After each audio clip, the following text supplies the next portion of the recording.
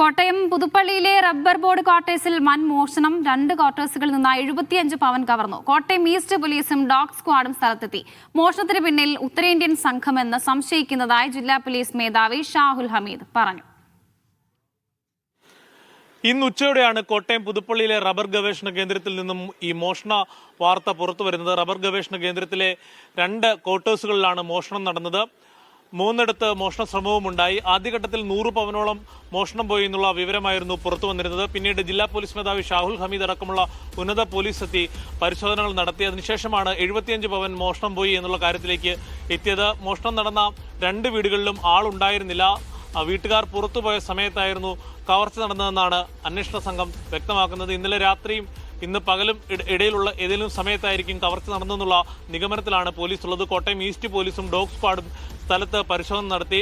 പ്രധാനമായും പോലീസ് സംശയിക്കുന്നത് ഉത്തരേന്ത്യൻ സംഘമാണ് കവർച്ചയ്ക്ക് പിന്നിലെന്നാണ്. കൂടാതെ വടക്കൻ കേരളത്തിൽ അടുത്തിടെ നടന്ന ചില സംഭവങ്ങൾക്ക് ഈ മോഷണവുമായി ബന്ധമുണ്ടോ എന്നുള്ള കാര്യവും പരിശോധിക്കും.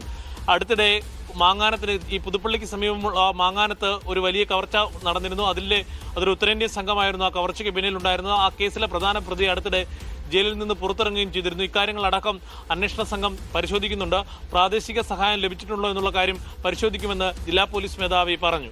ഇപ്പോൾ നമുക്ക് ചെറിയ ഒരു ക്ലൂ കിട്ടിയിരിക്കുന്നത് വടക്കൻ ജില്ലകളിലെ ഒരു സ്ഥലത്ത്, ഞാനത് കൂടുതൽ ഡിസ്ക്ലോസ് ചെയ്യുന്നില്ല, ജില്ലകളിലെ ഒരു സ്ഥലത്ത് ഇതുപോലെ ഒരു ഗേറ്റഡ് കമ്മ്യൂണിറ്റിയിൽ ഒരു വീട്ടിൽ മോഷണം 2 അറ്റംപ്റ്റ് നടന്നതായിട്ട് ഇൻഫർമേഷൻ കിട്ടിയിട്ടുണ്ട്. അപ്പോൾ അവിടുത്തെ സ്ക്വാഡുകാർ നിലവിൽ ഇതിൻ്റെ പുറകെയാണ്. അവർ ഏകദേശം പത്തനംതിട്ട പ്രദേശങ്ങളൊക്കെ കേന്ദ്രീകരിച്ച് നോക്കുന്നുണ്ട്. അപ്പോൾ അവരുമായിട്ട് കോർഡിനേറ്റ് ചെയ്ത് ഇത് രണ്ടും കോറിലേറ്റഡ് ആണോ എന്നുള്ളത് CCTV വിഷ്വലൊക്കെ മാച്ച് ചെയ്തിട്ട് നമ്മൾ നോക്കി മാക്സിമം എഫോർട്ട് ഉടനെ തന്നെ എടുക്കും.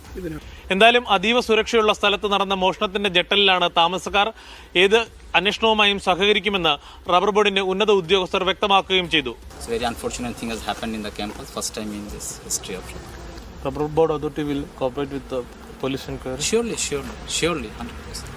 റെയിൽവേ സ്റ്റേഷനുകളും അതോടൊപ്പം ബസ് സ്റ്റാൻഡുകൾ അടക്കം കേന്ദ്രീകരിച്ചുള്ള അന്വേഷണമാണ് ഇപ്പോൾ പുരോഗമിക്കുന്നത്. ചില വ്യക്തമായ സൂചനകൾ പോലീസിന് ലഭിച്ചിട്ടുള്ളതായാണ് ഈ ഘട്ടത്തിൽ നമുക്ക് പങ്കുവെക്കുവാൻ കഴിയുന്നത്.